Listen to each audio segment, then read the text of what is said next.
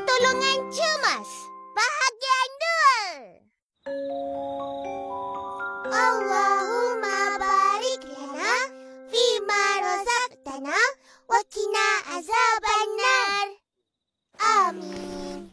Ya!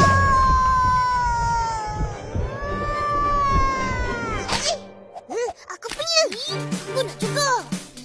Aku punya. Tak ada. Aku dapat dulu kan?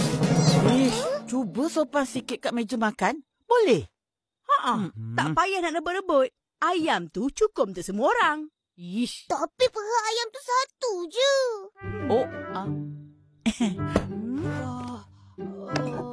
Dah Upin dapat. Nah, habiskan. Terima kasih. Macam tu kan bagus kongsi makan. Kenapa, Opa? Jari ni pedih. Luka kena pisau tadi. Opa ada peti pertolongan cemas? Ada. Kenapa? Jun, kita orang tahu apa nak buat.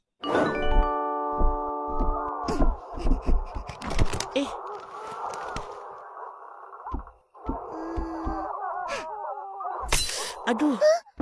Sakit ke, Opa? Sakit sikit je. Opa, mana peti tu? Nak tengok? Ada. Ni Ini? Iya. Inilah peti pertolongan cemas Opa. Oh, ini lain. Tak macam cikgu punya. Ini Opa punya. Mestilah lain.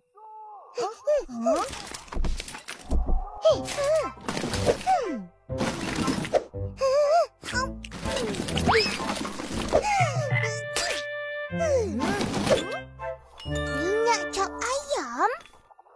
Ipin, sapukan minyak tu kat luka ni. Baik, Opa.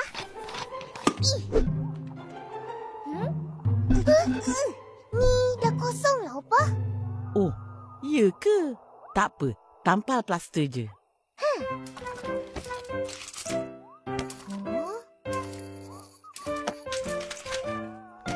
Tak ada pun. Oh, dah habislah tu. Tak boleh macam ni, Opa. Rumah kita mesti kena ada peti pertolongan cemas. Betul. Opa setuju. Semua rumah mesti kena ada peti pertolongan cemas. Kita beli ya, Opa. Tak payah. Opa rasa akak kau ada. Akak ada? Tak cakap pun. Ish.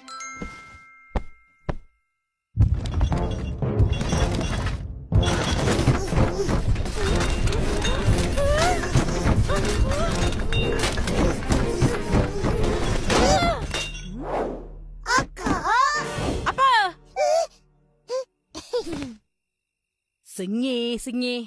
Adalah tu. Apa? Pandai, Akak. Akak ada peti.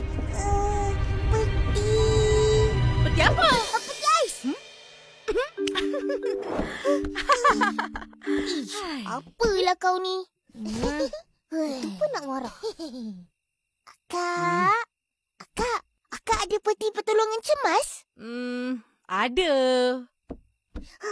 Oh, jadi selama ni memang dah ada lah. Kenapa tiba-tiba tanya? Tadi, cikgu ada cakap pasal peti ni dan kegunaannya. Tapi, kita orang tak dapat tengok apa dalam dia. Oh, jadi nak minta tengoklah ni. Kejap.